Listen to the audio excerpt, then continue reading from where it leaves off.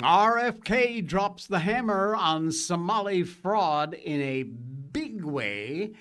The trans Nashville shooter, remember her? Well, she's back in the news. And before you go making up any New Year's resolutions today, go clean your room. Welcome to the Jay Sheldon Show. The Jay Sheldon Show, we are live on Rumble, X, and YouTube at this moment. Now, you know that I am not in the U.S., but this show is all about the U.S. We talk about it. I'm not an expatriate. I hate that word. I am a patriot. I don't live there anymore, haven't lived there for 23 years, but my heart and soul are absolutely right there in America with you. Morning, praise the Lord, Maryland, be blessed, and a happy new year right back at you. All right, so having said that, we are, because it's now the time change and all that crap, we are 13 hours ahead of you. So as I sit here, it is 11:01 p.m., 31st of December, which means I'm an hour away from it being the new year. You got, 12, 13 hours to go. For me, I got less than an hour. So there you go. I'm spending it with you, and it's great to be here, and I'm so glad that you chose to spend it with me. Whether you are watching it live or maybe on the video on demand replay later, you can see us. You can also hear us. We're a podcast. The audio part of the show is out there on Spotify, Apple iTunes, all the big podcast platforms. You can find us if you want to sign up. That way, you know what some people do is they will listen in their car. Watching in your car is not so good because, it's dangerous. But you can sign up to subscribe to us on Spotify or iTunes, Apple iTunes, wherever the podcast platform you prefer. And then you can listen to the show. You just hear the audio part, which is fine. We appreciate that. Thank you. All right, we got a lot going on, and we're going to get through it. RFK, bing, bang, boom. He is not pulling any punches. Man, I'm loving this Trump administration and the way they are dealing with this. HHS Secretary RFK Jr. absolutely drops the hammer on Somali fraud.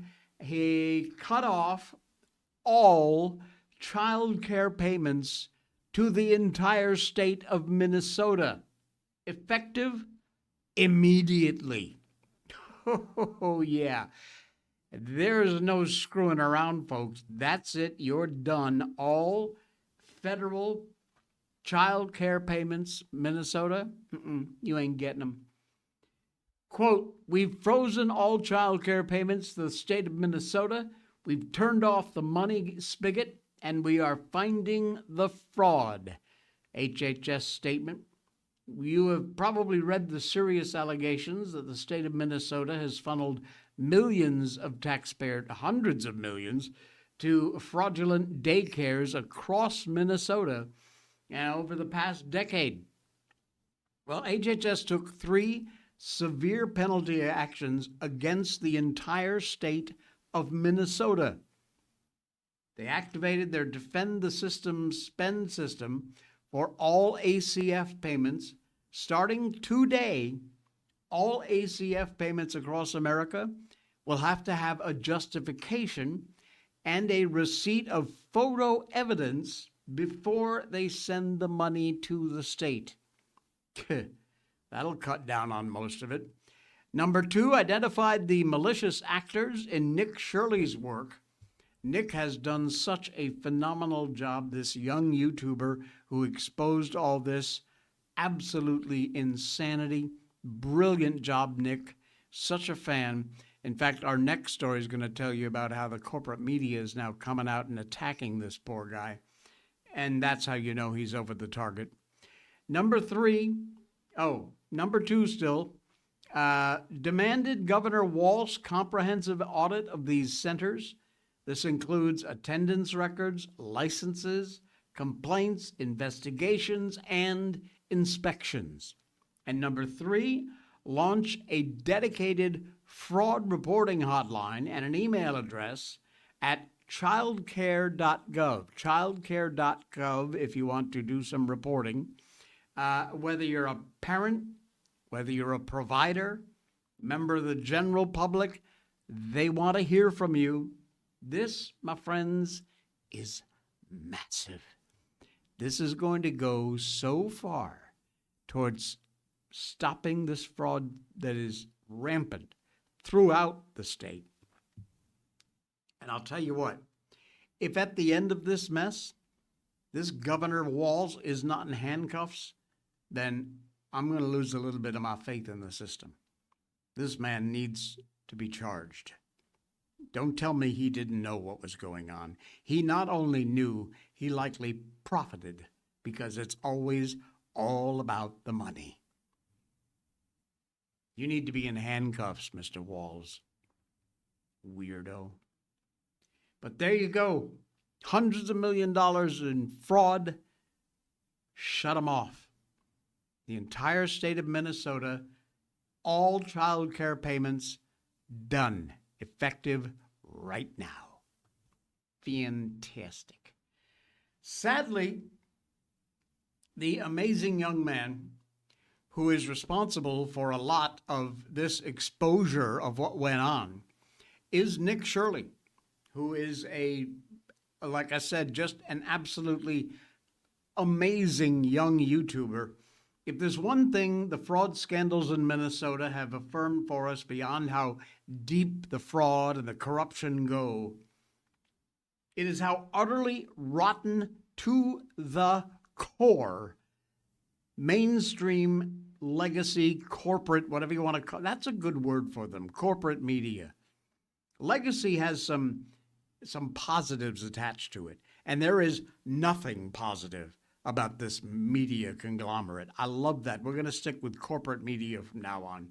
Their industrial complex, just how corrupt to the core these people actually are. Oh, they'll be quick to tell you how much reporting they've done on some of the scandals, some of which date back several years. But what they leave out is that in most cases, it was either bare minimum reporting, barely mentioned it, stories that were in response to investigating digging by others like Nick Shirley, reportedly designed to discredit the accusers, cast doubt on the allegations against the Somali community and their Democrat enablers in the city, in the government, in the state. Drew Holden posts on X, yes, the legacy media have covered the Minnesota Somalian fraud. What people are upset about is that they often haven't done a good job, or they've turned the massive fraud story into a sob story about the Somalian community in Minnesota. Here's some of the headlines. Scorned by the president, Somalis in Minnesota are embraced by the state that took them in. Here's another one. Trump claims Minnesota lost billions to fraud. The evidence to date isn't close. And yet another. Trump's targeting of Somali Americans, those two words should never go together, is having an effect in Minneapolis. And now, with this explosive video series from Nick Shirley, the independent journalist, Quality Learning Center, because they spelled it wrong, several other daycare centers in the state going hugely viral and getting all kinds of attention of the Trump administration in a big, big way. The corporate media's biggest priority seems not to be on determining if any of this allegations of fraud are true, but instead they're trying to cast Shirley's credibility into doubt, because that's what they do. To get to the most disturbing example at the moment, look at this one, Drew Holden. CNN's already gone after Nick Shirley, attempting to write off his reporting in Minnesota and lamenting his lack of fact checks and guardrails. I'm not sure I would hang my hat on corporate media's fact checks or guardrails, but at least CNN accurately reported. But CNN's going right after this guy. Because if anybody should be trusted about fact checks and guardrails, it's CNN, right? Psst. Pretty predictable. Far tamer than this. Politico, here we go, Politico. Senior legal affairs reporter Josh Gerstein, just 3 months ago after Charlie Kirk assassinated, seemed to suggest it was okay for independent journalists to get shot for the crime of wrong speak.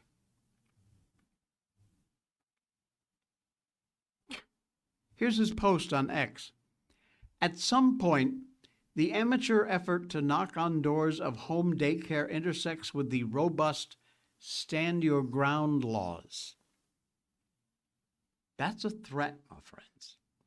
Next day, he tried to weasel out, posted, to observe that something is likely to happen or there's a serious risk of it happening is not to advocate for it happening.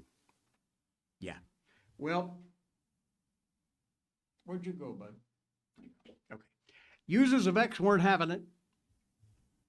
Taking some issues with his legal framing, Pete Collier said, shouldn't a legal affairs reporter know the difference between the stand your ground law and castle doctrine?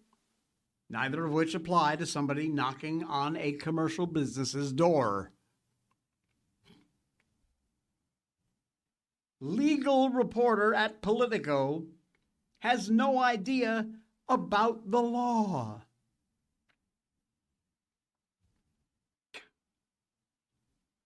I love this one from Stephen Miller, posted in response.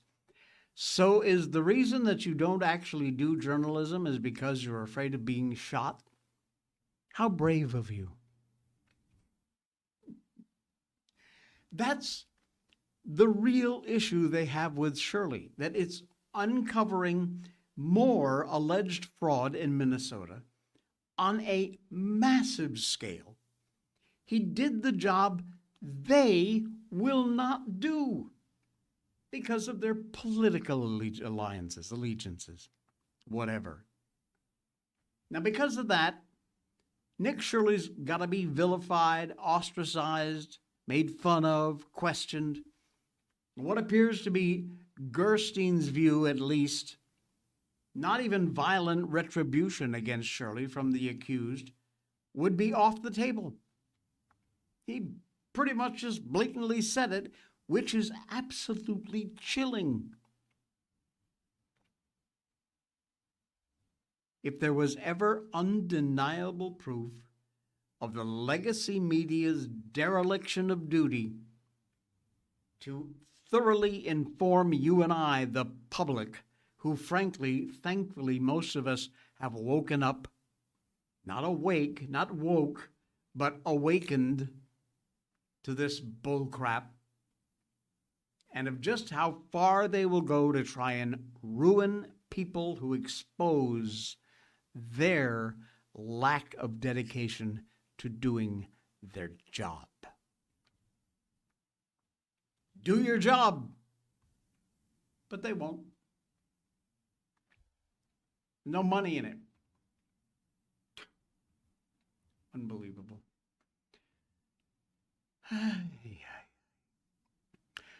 There is another massive fraud that basically nobody's talking about. Everybody buzzing about Minnesota. We're doing it ourselves right here in the opening of this show. Messing with Governor Walz. Some even calling it the largest fraud scandal ever. Blue state fraud, unquestionably an enormous problem. And Walz ought to be held accountable if he looked the other way. You know he did. But what happened in the land of 10,000 lakes is tiny, tiny, tiny compared to the fraud in California under Gavin Newsom. In fact, it makes Minnesota look like pocket change, and nobody's talking about it. 92-page bombshell from the California state auditor lays it all out. The latest report issued by the state auditor, a nonpartisan position.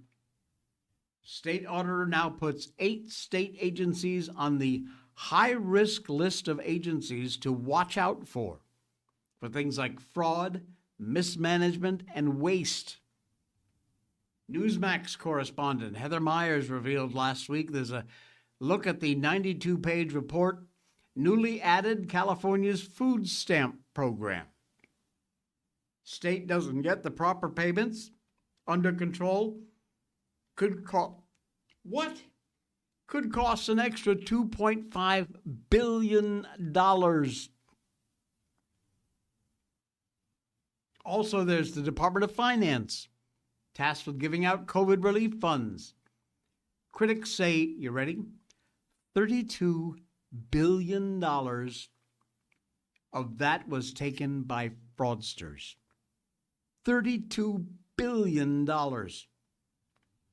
Infrastructure issues like California's deteriorating dams, high-speed train, which has already cost taxpayers about $18 billion. Single section of track has not yet, even one section of track has never been completed. But wait, there's more.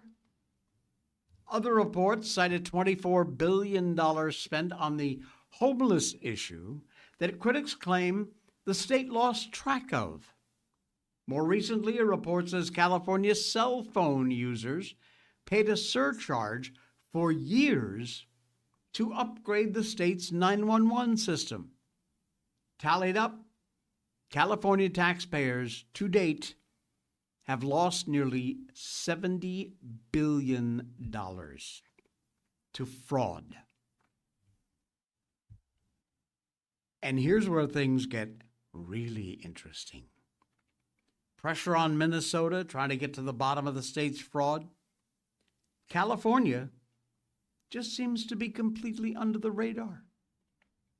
Now get this, right in the middle of this fraud apocalypse, a new ballot initiative seeks to impose a one-time 10% wealth tax on billionaires' assets in California. And guess what's happening? The billionaires are saying, California, here I go. They're leaving, or they're threatening to leave, all because of this possible new ballot initiative, wealth tax, basically.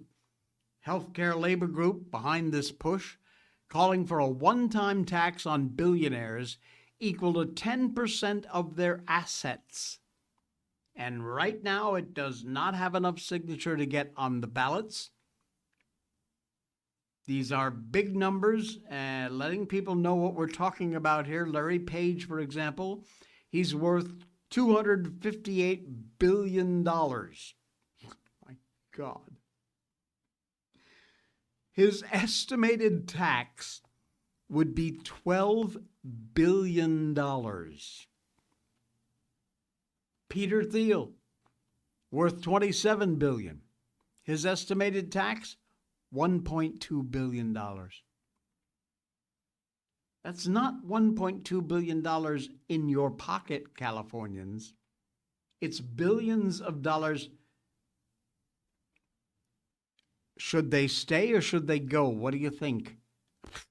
Pretty easy math.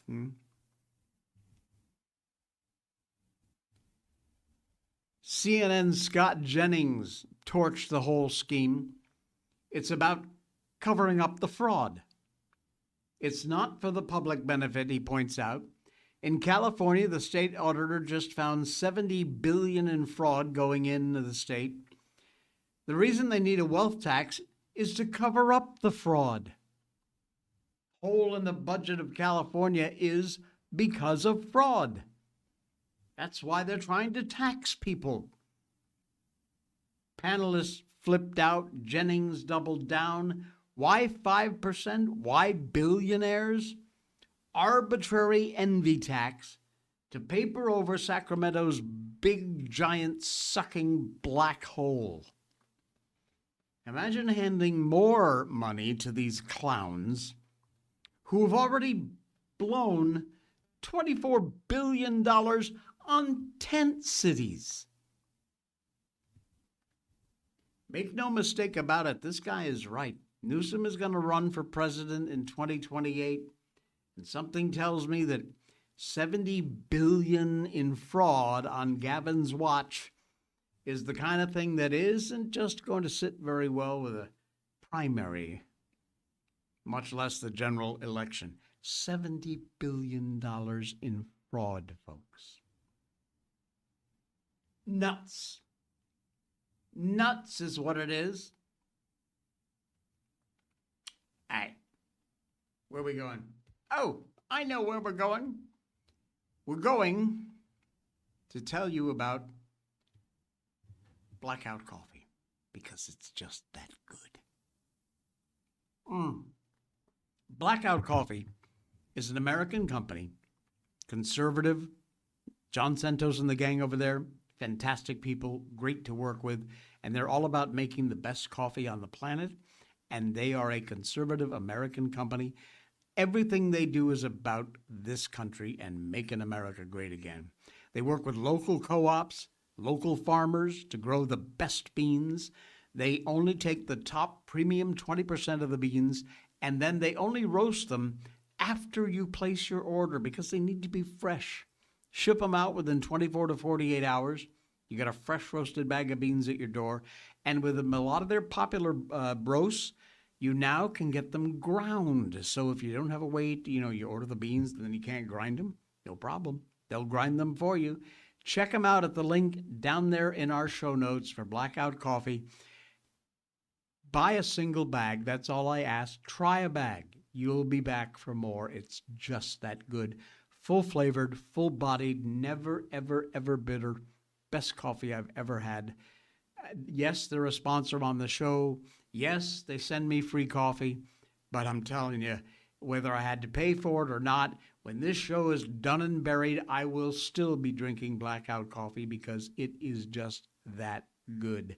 Use the link in our show notes. Use the code J20 for 20% off your first order, JAY20, J20. That'll get you 20% off your first order at Blackout Coffee.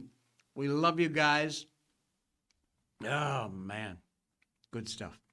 All right. The trans Nashville shooter. Back in the news because it's been,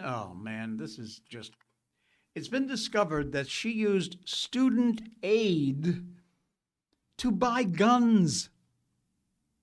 Her notebook explains why Christian school was targeted. Hard to believe, but it's been nearly 3 years after this transgender freak Audrey Hale murdered 3 9-year-old children and 3 adults at Nashville's Covenant School. And newly released FBI documents have apparently exposed what authorities and the media fought tooth and nail to cover up. Anti-religious, anti-white, and anti-trans views were her motivation.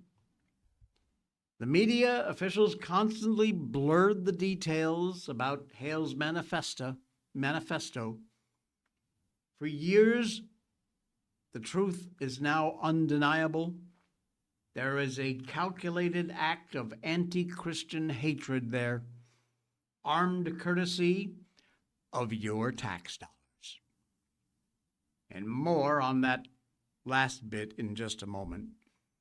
A page that lists the Covenant School as an alternate target and second choice location for carrying out the attack.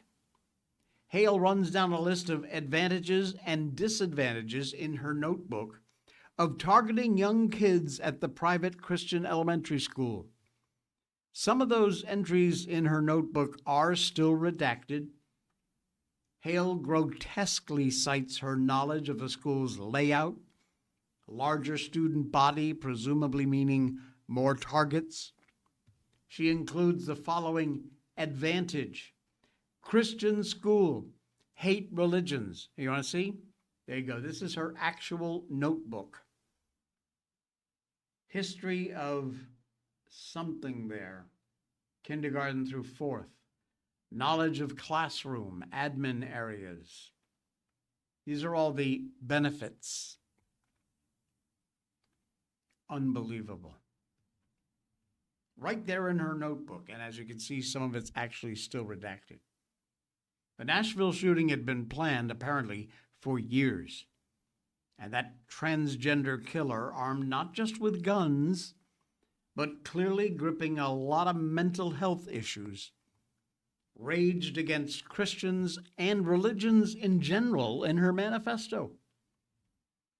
There's no question she committed this atrocity because she believed religion and society more broadly were not affirming her gender identity.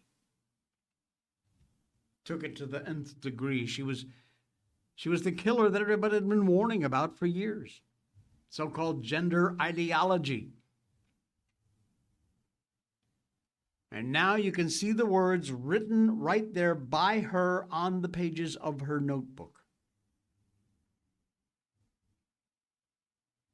White Christians who didn't submit to and accept her transgender mental health breakdown. Well, now you know why these pages remained under wraps for so long. They kept them from us. Now you know why. You reverse any one of those factors and tell me these notebook entries would have been suppressed beyond day one. Absolutely not.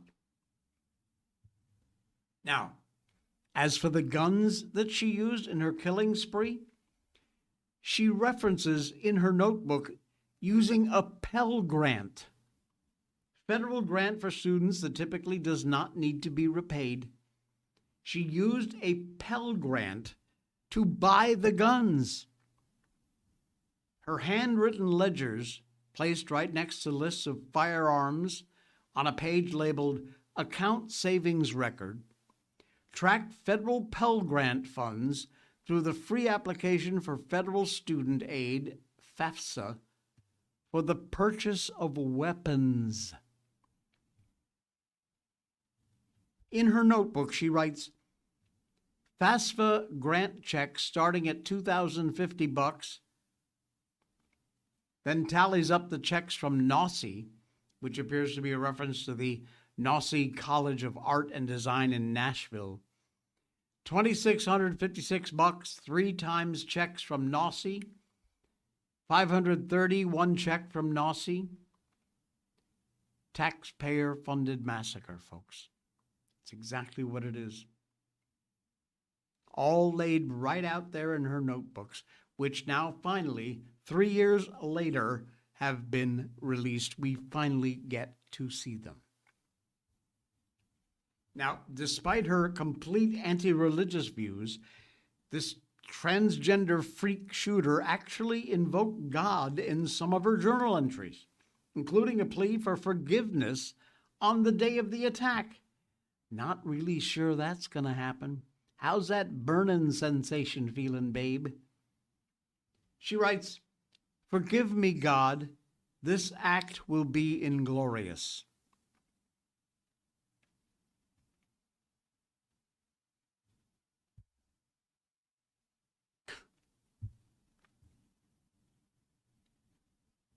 That's what we've come to. But anyway, they just released this notebooks, and it's been quite an eye-opener. Wow. Bari Weiss, she's the lady who has been a little popular with us these days.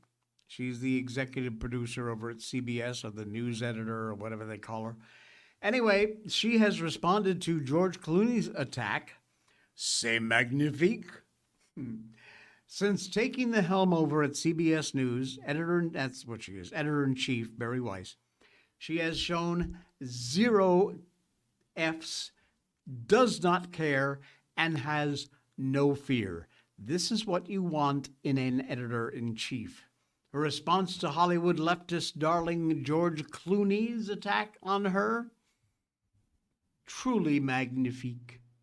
It all started after the 64-year-old actor Clooney took a swipe at her leadership of course, using broad claims lacking any detail about Weiss. The comments came after she pulled a 60 Minutes piece about the alleged treatment of illegals at the CCOT prison in El Salvador. She later explained the reason was that the piece was not ready for air.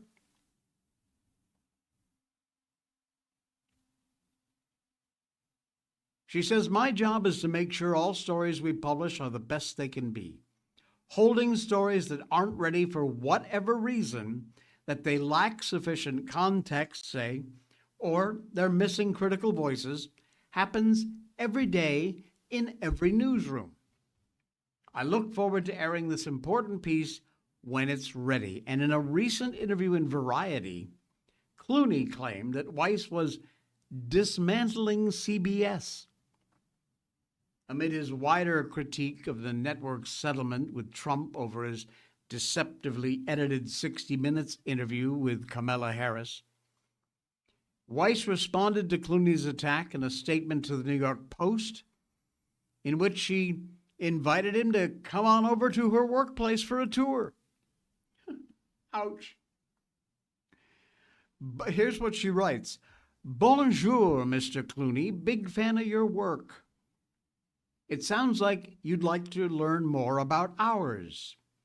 This is an open invitation to visit the CBS Broadcast Center, where I'm spending the holidays working to relaunch the evening news with my colleagues. Tune in January 5th. I told you, this woman's got a big pair. In the Variety piece, Clooney also blasted networks that settle their lawsuits, claiming CBS did that so Trump would approve Paramount's sale to Skydance without any evidence. And that deal went through in August. Paramount's new owner, Skydance Media, led by David Ellison, bringing on Weiss. If CBS and ABC had challenged those lawsuits and said, "Go F yourself," we would not be where we are in the country. This is Clooney. Said that's simply the truth. Now, the troll by Weiss of the Ocean's 11 star recently officially became a French citizen, by the way. Oh, yeah, George Clooney now has French citizenship. It was layered given Clooney's recent role on Broadway playing journalist Edward R. Murrow. What a slap in the face of journalism. And exactly how you crush lies and accusations from the left with daylight. Well done. Barry Weiss, keep on keeping on. We love what you're doing. We really do. Here's a good one. You ready for a little ISIS in Texas? Yeah, sadly it's happening. Before we tell you about that, though, who is your mobile phone provider? Who provides your cell phone service? Why isn't it Patriot Mobile? It really ought to be. Otherwise, you're wasting your money on the left. When you choose Patriot Mobile, you're not just picking a wireless provider. You're choosing a company that shares your values. It's easy to switch, and you can keep your number, your phone, and most importantly, your values. With Patriot Mobile, you get the power of nationwide coverage on all 3 major networks. That means wherever life takes you, we've got you covered on the same reliable networks you already know and trust.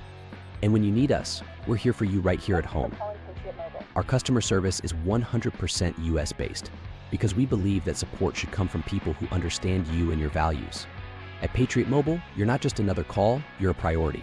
In today's world, where you spend your money matters more than ever, every dollar is a vote for the kind of future you want to build. Join the thousands of Americans making a difference with every call, every text, and every connection. Choose a company that shares your values. Choose Patriot Mobile. PatriotMobile.com/J. That's all you need to know. Patriot Mobile is the nation's only Christian conservative wireless provider. A lot of other companies are going to say, "Oh, we share your values and we support this." No, bullcrap. Patriot Mobile is the one, proven time and time again.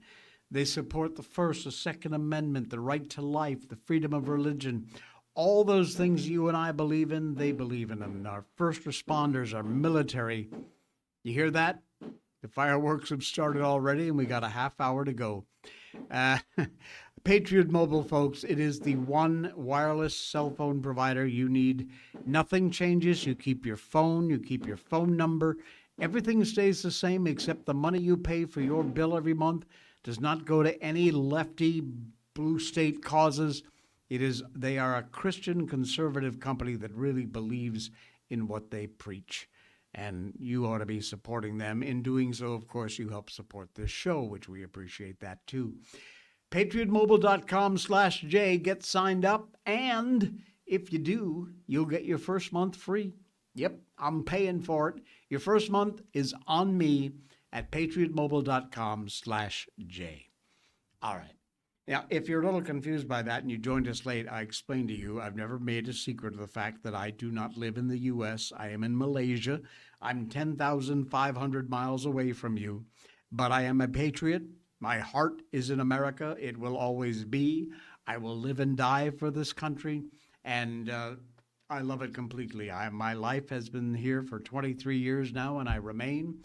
But we do this show for you, America. We hope we bring you the news and the updates and things that conservative people want to hear. Anyway, the reason for telling you that is that while there in the U.S., I know it's about 20 minutes to 12 noon. Here, it's about 20 minutes to midnight. So actually, no, it's even earlier than that. You've got a long time. It's 10:37? Yeah, 10:37 in the morning there in the U.S. Here, it's almost midnight. We got about 23 minutes to go, and then the new year will be here. I'll let you know how it goes, all right? We'll tell you tomorrow. All right, ISIS in Connecticut, in Texas, rather. Where did Connecticut come from? My home state. In a Christmas week sting operation, partnershiping with the New York Police Department, Dallas Police Department, Midlothian, Texas Police Department, Euless, Texas Department, FBI New York Field Office, FBI Dallas Field Office. This was a huge operation. 21-year-old John Michael Garza Jr. from Midlothian, Texas, arrested for allegedly funding ISIS, as well as supplying bomb-making implements to a person he assumed was one of his ISIS brothers. Sadly, or maybe not, the ISIS brother was an undercover FBI agent. Oops. He gave details to this undercover agent on how to mix the components and offered to send an instructional video on how to build the bomb. Law enforcement agents arrested him shortly after the December 22nd meeting. Monday, Kash Patel announcing the arrest on X. FBI and our partners arrested a 21-year-old alleged ISIS sympathizer in Texas following a terrorism investigation into attempts to provide bomb-making components and financial support to a designated foreign terrorist organization. Got him. Wow. The sting and arrest highlight this kind of vigilance, involvement of local law enforcement and the feds in thwarting these kind of attacks or the preparation for them. Online terror influences, terror sleeper cells that have all been embedded into the heartland. Thank you, Joe Biden, and your damned open border policies. Appreciate it. So far, the FBI and local law enforcement have thwarted about several mass casualty events, including ones in Michigan, California. No surprise there. And these takedowns could not happen without the serious regional presence of the FBI and the diligence of local law enforcement. They are all working together for the better, and it's working out just fine. Good news. Another one off the streets. Incredible. All right.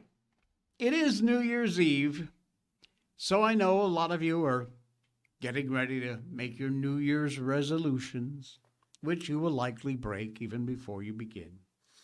But before you make any of those lofty New Year's revelations or resolutions, go clean your room. Long before Jordan Peterson was telling young men to make their beds, remember that? Wise matriarchs were imposing this rule for life on their households for ages.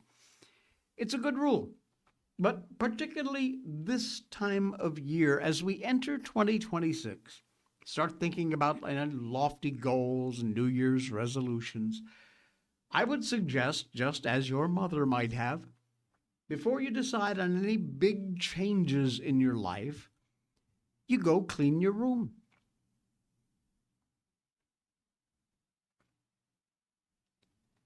Before you pledge to run a marathon, make some other seismic change come next month, tomorrow, the first thing you should do is make your bed. Best way to ward off the sense of being overwhelmed or fear of failure for two reasons. The first is the practical benefits. Leila Marie Lawler, the anti-feminist mother of seven, describes this concept in very practical terms. She writes clear and encouraging instructions for stay-at-home moms with lots of kids on how to keep a reasonably clean house. Difficult task.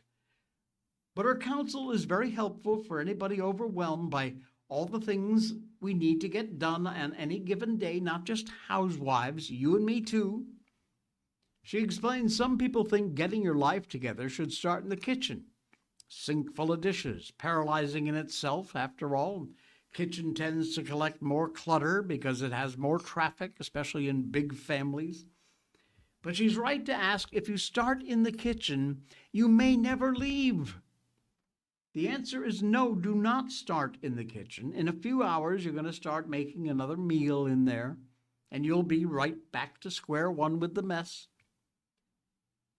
What good does it do to have, as so many families do, a fancy living room, a gleaming kitchen with a widescreen TV system, wet bar, but chaos and piles of laundry, dreariness in your bedroom? Decluttering what should be the most tranquil and intimate space in your entire home is the key to getting mental clarity, needed for every other task on our daily to-do lists. In particular, essential to reduce the visual noise that sends very high-pitched frequencies to our mental state. And small wins matter. Beyond this mental clarity, fluffy fluff, a made bed and a clean room brings the second reason to start New Year in your bedroom. It's a lot more abstract, life coach adjacent, yet very valuable advice. Small wins matter. Secretary of War Pete Hegseth recently described a similar ethos when he announced the new standard for troops' physical appearances. He's compared the strict dress code enforcement to broken window policing, explaining that when you let the small stuff go, the big stuff follows right in behind it. Maybe you're not looking for Navy SEAL levels of discipline in your life, but if you're looking to make a change this year, some small amount of discipline is sadly going to be required, but you already know that. And if you can't muster enough discipline to put your laundry away, then you probably do not have enough discipline to stick with a new diet for very long, or an exercise program either. Setting goals, making healthy, good changes, all good things. But if you want to give yourself a fighting chance in the new year, first, go clean your room. At the very least, it'd make your mother happy. And we all want to keep a happy mom, don't we? Yes, we do. All right. I got a couple of lists for you. This is cool. I don't use Google, but I went there because I know how popular it is. Everybody uses Google. Google this. I use, by the way, Grok now for everything. I love Grok. I even paid for the premium service for Grok. It's brilliant. If you're not using X's Grok, you're missing out. It's fantastic. You can use it within X. You can also use it as a separate app, which I have. It's my new Google. I use it for everything. But anyway, forget that. Google's 2025 year in searches. Major trends in AI news. Charlie Kirk's passing. The top trending searches globally around the planet from Google. Charlie Kirk, top overall search right after his assassination. Gemini, Google's AI tool, a major driver of AI interest. K-pop demon hunters. What the hell is that? A virtual pop culture phenomenon. Never heard of them. Demon hunters? I'm such a boomer. Labubu, a popular collectible toy. Again, I think I've heard of that one. iPhone 17, next-gen tech interest. One big, beautiful bill act, major legislative topic. That, again, these are the top 25 searches on Google. DeepSeek, another AI-related search. Government shutdown. FIFA Club World Cup, which is coming up. Tariffs. The key themes and events that were popular in searches on Google. AI integration. Assassinations, new pope. Labubu and actors like Mikey Madison and Nora and Pedro Pascal were huge. TV and movies, and Nora, Minecraft movie, 28 years later, Monster on Netflix, The Summer, and Turn Pretty. Food and recipes, what were you looking for? Something called hot honey. I'm not going there. And another thing called Marry Me Chicken. I do not know, and I do not want to know. Books, Regretting You and Onyx Storm. And how people searched. The conversational queries, Tell Me About, were up 70%. How Do I was at an all-time high, showing a desire for deeper understanding. Weird. Those are the top searches that took place on Google. Not only the top searches, but how you searched. Very, very weird. All right, my friends, we're going to wrap it up. A little bit early so I can pour a glass of... Actually, you know what? For the past 20 years, I have not been using champagne. It's too damned expensive here. So I always have a bottle of sake at hand, and I always toast in the new year with a shot of sake. So I'll be doing that in just about 10 minutes. But I want to thank you folks for an absolutely amazing 2025. We've had such a run here. It's been incredible. You sharing the program out there, Marilyn, Danny, our two big P1 folks who are such top fans. We appreciate you guys. God bless you. And to all the folks who pop in and out throughout the time they're watching on VOD or sometimes live. X, now back on YouTube Live when it works. And, of course, Rumble, our home base, which will always be. Thank you, Chris Pavlovsky and the gang at Rumble. But thank you mostly for popping by and being part of the show and checking out our sponsors, making a few purchases there to help support us. Really appreciated that. Before we go, no one knows, or very few, the last verse of the song we will all be singing tonight at midnight, Auld Lang Syne. It is my favorite. Very short, but it's how I want to end things for the new year. And here's a hand, my trusty friend, and give me a hand o' thine, and we'll take a right good-willy draught for auld lang syne. Happy New Year, and we'll see you tomorrow.